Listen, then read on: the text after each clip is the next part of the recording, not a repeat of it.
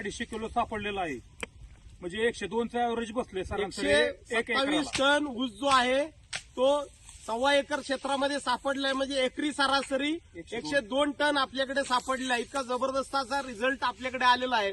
तर आपल्या इथं आता उपस्थित आपल्या समवेत आहेत की सोमेश्वर साखर कारखान्याचे प्रतिनिधी विठ्ठल नाझिरकर साहेब आपल्या बरोबर आहेत.